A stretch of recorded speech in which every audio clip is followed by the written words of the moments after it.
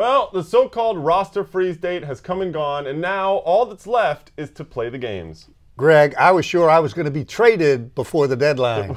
For what? A bag of balls and a couple of cones? Don't worry, Shep, you're untouchable. Extra Time is next.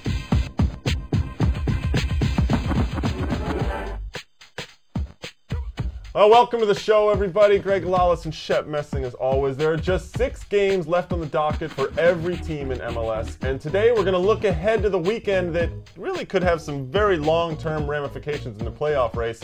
We'll also touch on some of the last-minute deals around the trade deadline, answer a few emails, and we'll declare our profound love of the long-range shot in the Volkswagen Wow Moment of the Week. Greg, the goalkeepers hate those long-range shots. Players step up, hit a ball with accuracy and velocity. Aiming for the upper 90 from 35 yards. Well, let's start off looking at the Toronto-Kansas City match. The two sides are in the cellar in the East, and pretty much any way you look at it, Shep, this match, the team who loses, they can pretty much kiss their playoff chances goodbye. Yeah, it's really a big game because you look at these two teams, Toronto and Kansas City, Greg, they both really started out the season playing extremely well. We had them predicted first in the East, didn't we? We thought they were doing great. They've both gone into a slide. This becomes a critical game. I don't want to say the loser is out, but one of these teams really needs to get a win, put themselves in a better position. Well, Kansas City traded away Sasha Victorine on Monday to Chivas USA.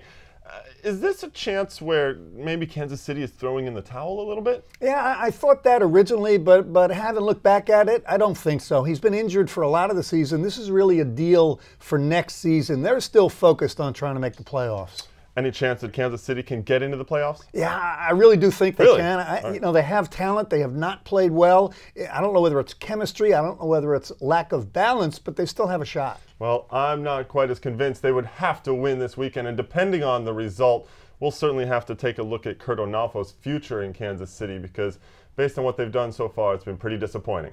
Well, from a battle at the bottom of the East to a battle toward the top in the West, Chivas USA is traveling to Utah to play on Real Salt Lake. Now, Chivas made some moves on Monday, the aforementioned trade for Sasha Victorine. They also signed Brazilian attacker Di Jair. Now, Shep, I don't know anything about this guy for the most part. All I know is that he's banged around the lower divisions of Brazil for about 12 years. And it makes me wonder, isn't the league beyond bringing in 30-something no-names? Greg, I would agree with you, but let me play devil's advocate because Pietrovallo really was a journeyman second division player, ended up in Greece, come to New York, and he's done a great job. And a Christian Gomez. Right. He was younger, but he also was a second division player. Well, I think the age has something to do with it. Plus, Chivas needs some reinforcements in the midfield. They've got some injuries with Jesse Marsh. They also, Rafael Vicky put on the season-ending injury list as well as Lawson Vaughn. And they have a huge game in Utah on Saturday. Precky's side were crushed by New England last week. RSL, on the other hand, they were unlucky to lose in New York. And this is a game where the team who wins really puts himself in a good position to stay into the playoffs and get into second place in the West. You're exactly right. This is a game where both teams can look for separation. I don't think Chivas ever recovered from losing Guzan. Yeah, got Zach Thornton. He's injured now.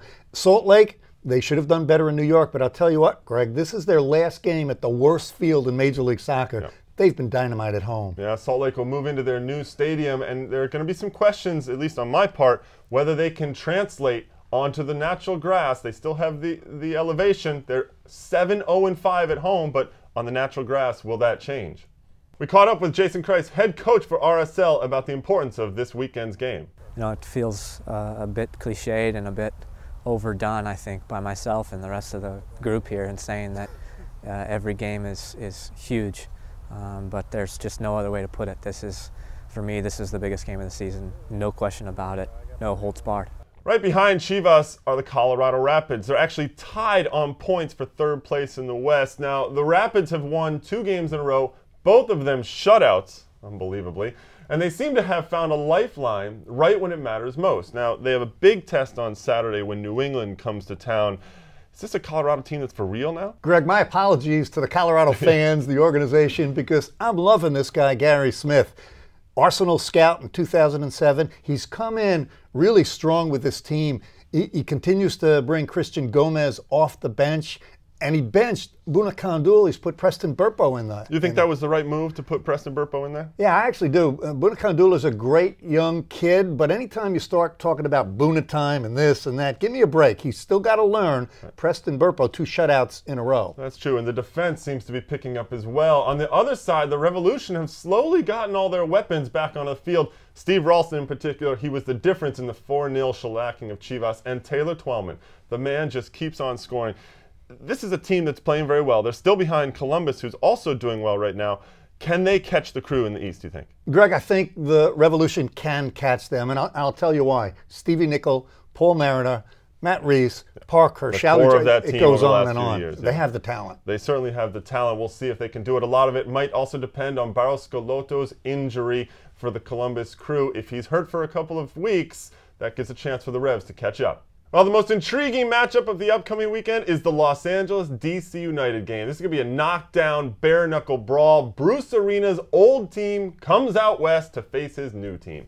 That new team, the Galaxy, though, they haven't won in 11 games. That's about as miserable as it gets. Now, United, though, they're pretty beat up, too. I mean, they had a midweek game in CONCACAF Champions League. They lost, right? They're not assured of a playoff spot themselves, are they? Yeah, this should be an unbelievable game, Greg, because of what's on the line. When you talk about DC United now trying to scrape and claw their way back into the playoff race, and the LA Galaxy, I mean, 11 in a row, but they're still not out of the race. So I actually give this one to LA. I think Bruce Arena is going to get his team motivated. I don't like the body language of David Beckham. Landon Donovan looks a little bit distracted, but I think Arena will pull it together and get the result. I think I agree with you on that one, especially with DC not really playing up to snuff right now. A couple of injuries. Fred, Luciano Emilio having some problems. Gallardo out indefinitely. Not sure what's going to happen there.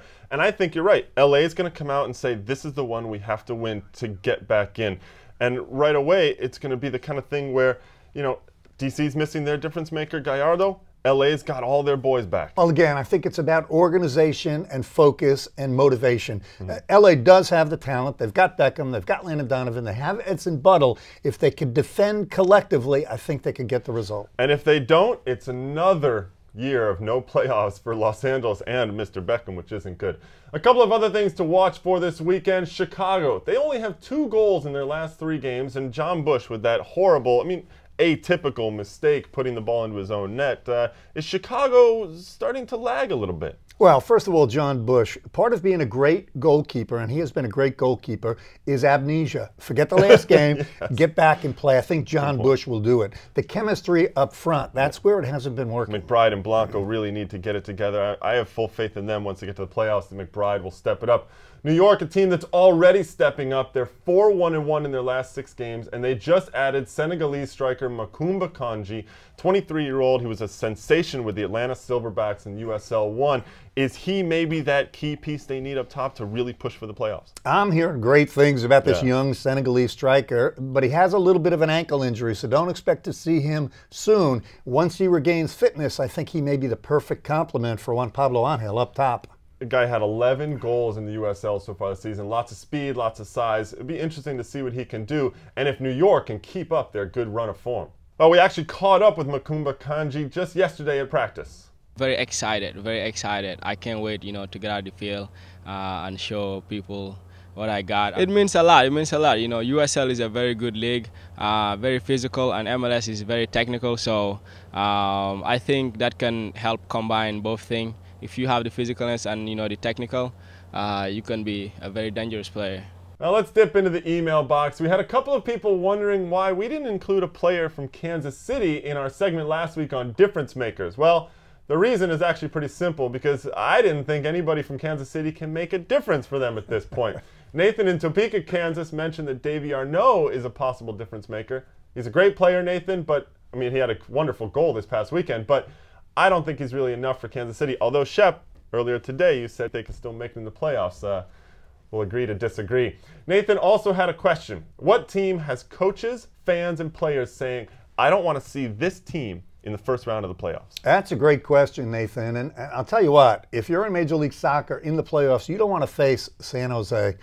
Strong defensively, they've tweaked the offense. Huckabee, they're a dangerous team. Yeah. I'd say the same about DC United. Even though they're nicked up, and have injuries, you got Fred, Emilio, Jaime Moreno. You don't want to face them. Plenty of talent in D.C. I also think that Chicago will be tough because once Brian McBride gets in the playoffs, he'll be fully adjusted to MLS. And Cuauhtemoc Blanco, when a game's on the line, who else do you want running your midfield? Now, Dan in Monroe, Michigan, big shout out to my home state, by the way.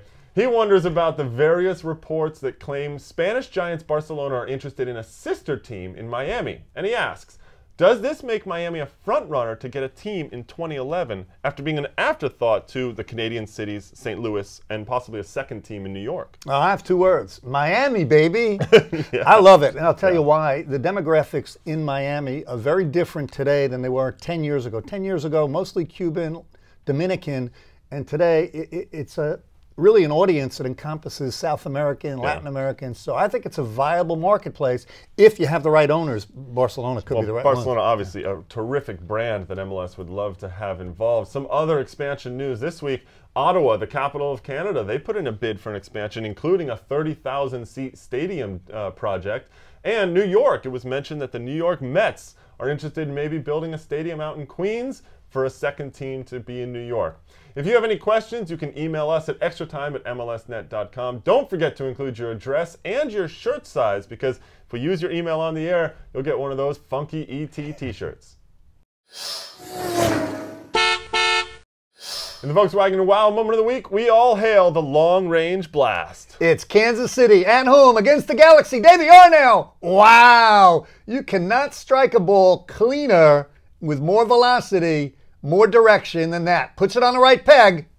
Wow. Oh, what is the goalkeeper doing on that? Well, Shep, it was a good choice to pick our nose blast, but there was more where that came from, as San Jose's Ronnie O'Brien slammed a 30-yard shot of his own into the side netting.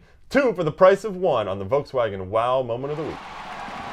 Well, that's all we have for you this week on ET. Shep, what are you looking forward to most about the weekend? Well, I'm going to be fascinated by DC United at the LA Galaxy team, both desperate to get points. I'm excited about that game. I'm looking forward to the Houston-San Jose game. Houston having troubles all week with Hurricane Ike, but they've moved the time of the game a little bit. They've also handed out some tickets at some of the local shelters. We wish them all the luck on that.